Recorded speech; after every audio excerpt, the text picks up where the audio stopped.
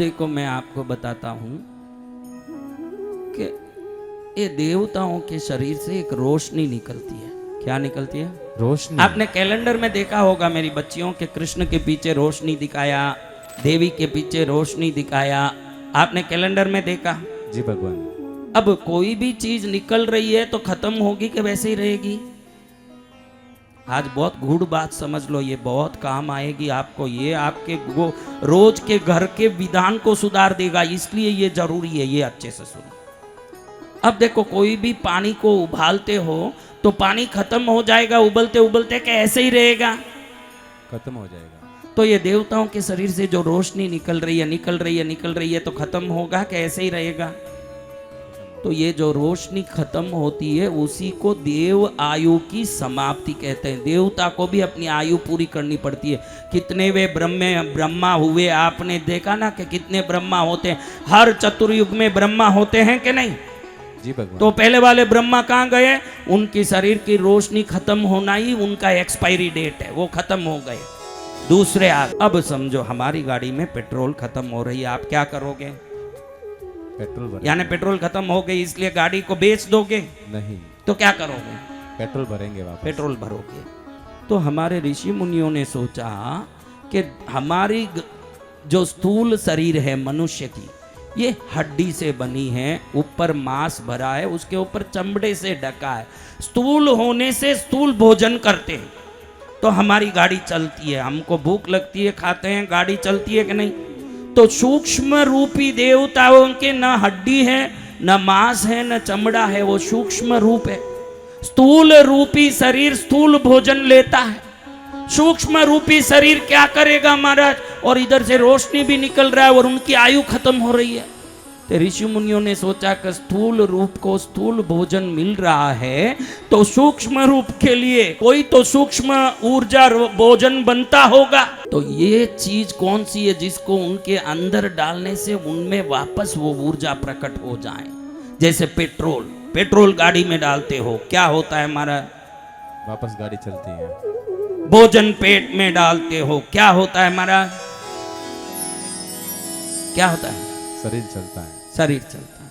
तो ये देवों को खाली क्यों मरना पड़ रहा है? उनका शरीर खत्म होता है। फर्क इतना ही है कि हम 100 साल में मरते हैं, वो 100 युग में, 10,000 वर्ष में, लाख वर्ष में मरते होंगे, लेकिन उनका भी शरीर तो छोड़ के दूसरी जगह जाना ही पड़ता है। तो ऋषि मुनियों ने बहुत खोज की कि ये कर दूं, वो कर दूं, ये कर दूं, कैसे भी सोचूं कि इनको कुछ शक्ति मिल जाए। कुछ समझ नहीं पड़ा। बहुत सारे रिसर्च किए, बहुत सारे शोध किए, लेकिन मालूम नहीं पड़ा कि देवों के शरीर में शक्ति कैसा डाला जाए।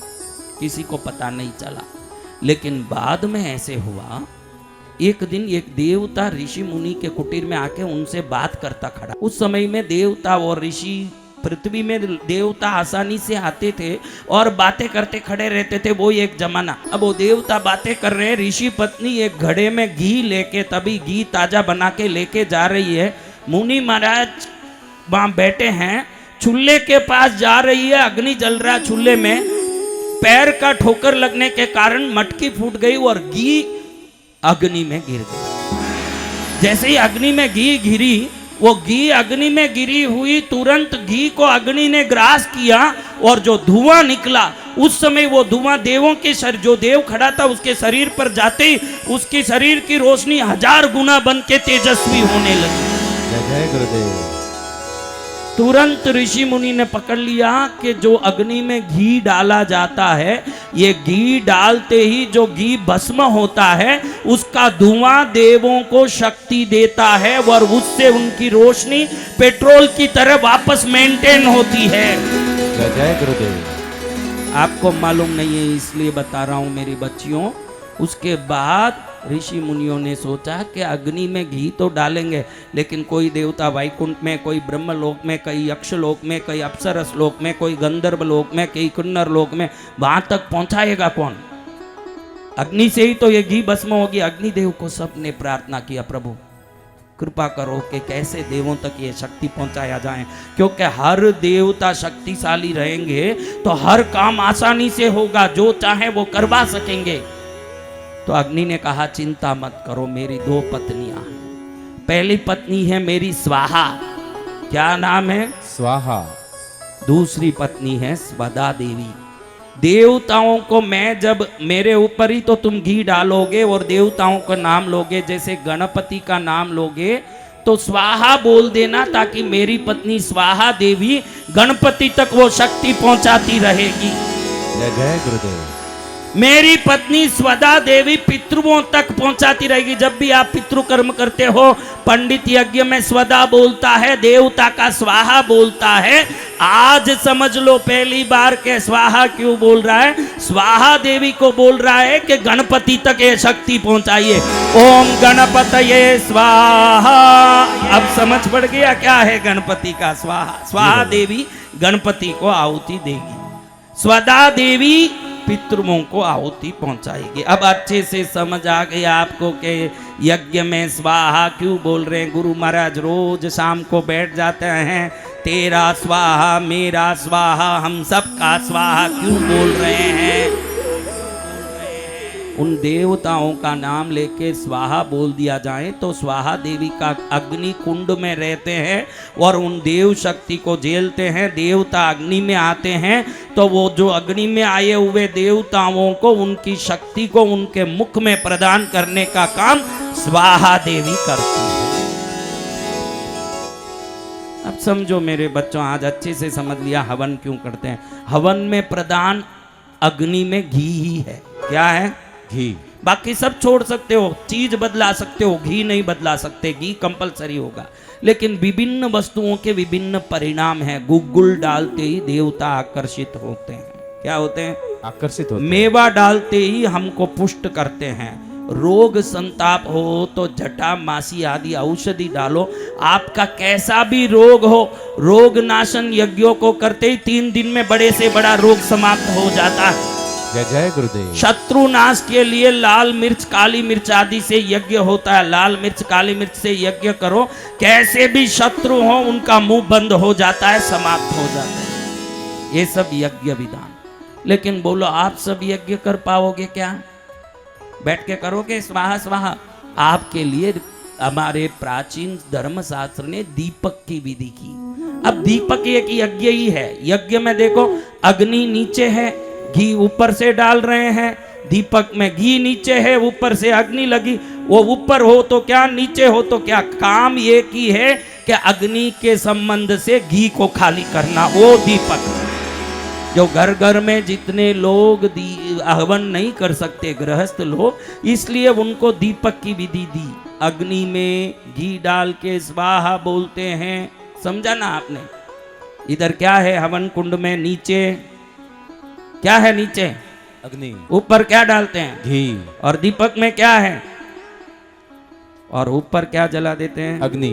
इसमें भी धीरे धीरे घी खाली हो जाती है ना, दीपक में भी धीरे धीरे घी खाली हो जाता है। तो इसमें सामने जो फोटो रखी हुई है उस दीपक के सामने, आपके घर में फोटोओं के सामने दिया जलाते हो कि दीवार के सामने रख देते हो? फोटो के समक्ष। तो जिसका फोटो सामने है उन तक उस शक्ति को पहुंचाने का काम स्वाहा देवी करती है घर में। समझ रहे हो आप? लेकिन अब इतना दिया जलाया, कभी आपके घर में कोई देवी आई क्या? नहीं। छेद वाली मटकी में पानी भरोगे तो गलती आपकी है कि पानी की है? पानी टिका नहीं, निकल रहा है। गलती किसकी है? हमारी है। वैसे ही दीपक जलाने का विवेक नहीं होने के कारण इन महिलाओं ने, उनके बाप दादा ने, उनके दादा परदादा ने दिए जलाए। आज तक हजारों लीटर घी थोड़ा थोड़ा करके गिनो तो भी खत्म हो गया कि 100 वर्षों में। लेकिन आज तक कोई देवी कुल देवी आके ये नहीं बोल रही है कि मैं खुश हूँ भाई, तुझे मेरा आशीर्वाद। जरूर भूतनियां सपने में आए, ये अलग बात। देवता तो कोई आते दिखे नहीं। इन देवियों को मैं देखता हूँ कि रात में यूं बाल खुला छोड़ के एक डाकन आ रही है सामने। हाँ, कोई देवी आई बहनों कि भूतनियां आ रही है? खुद ही मान रही है, हाँ भूतनियां ही आ रही। काम ही भूतनियां जैसी करोगी तो भूतनियां ही आने वाली है तुम्हारी। ये क्या साउंड दिया रे बेटा? ये बहुत छोटा साउंड है इन सब के भूतनियों का। ये तो साधारण बहनें रोज घर में 100 बार ऐसे साउंड करती रहती। अब मेरी बच्चियों देखो, ये जो लाइट जल रहा है इसमें वायर जा रहा है। ये वायर, कितने वायर होते हैं बच्चियों बताओ, तुम होशियार हो मेरी बच्चियों, कितना वायर? 2 वायर। एक वायर डालेंगे तो ऊर्जा का नियम है, सकारात्मक तरंग और नकारात्मक तरंग दोनों मिलने के बाद विद्युत बनता है, पॉजिटिव नेगेटिव वायर जिसको हम कहते हैं। जी भगवान। अब आप बोलो, आपके घर में आप बत्ती कितनी डालती हो दिए में? मेरी कहानी सुन के जो वो नहीं, इधर गांव वालियों को पूछता हूं कि आप बत्ती कितनी डालती हो दिए में? कौन कौन एक एक डाल रहे हैं वो सब हाथ ऊंचा करो, शर्म नहीं खाना गुरुदेव के सामने। देखो पूरा ये संसार, जब एक वायर से करंट नहीं जलेगा तो आप एक बत्ती डालोगे तो और भी 1000 साल डालते रहना, कोई देवी आपके घर की तरफ भी भटकने वाली नहीं है, क्योंकि उससे देवताओं को आकर्षित करने की शक्ति नहीं आती। 2 रुई की बत्ती या 2 ये मोड़ी जिसको बोलते हैं, कलाई में बांधते हैं, उसको क्या बोलते हो आप लोग? कलावा। हाँ, ये कलावे को लेके 2 टुकड़े करके चोटी की तरह गूंथ लो, फिर वो डाल के कल से शुरू करो। 15 दिन के अंदर कुलदेवी घर में है, इसका संकेत आपको मिलेगा। जय जय गुरुदेव। संकेत प्रकट हो जाएगा। हमको कुछ पता नहीं है, हम ऐसे ही कुछ न कुछ करते हैं, फिर धर्म को निंदा करते हैं कि कुछ नहीं है, बहुत किया मैं बहुत किया। अरे श्रद्धा से एक बार बेंगलुरु के पास कृष्णगिरी आके देख, अगले दिन जिंदगी कैसे बदलती है। बाद में क्या देखना है? ब्रह्मांड में कोई ऐसा तीर्थ देखा है? हाथियों में जैसे ऐरावत है, घोड़े में जैसे उच्चश्रवा है, वृक्षों में जैसे कल्प वृक्ष है, गायों में जैसे कामधेनु है, तीर्थों में कृष्णगिरी है, वो दिव्य तीर्थ, वो दिव्य तीर्थ, बोलो कृष्णगिरी धाम की। दुनिया का मंगल कर रहा है।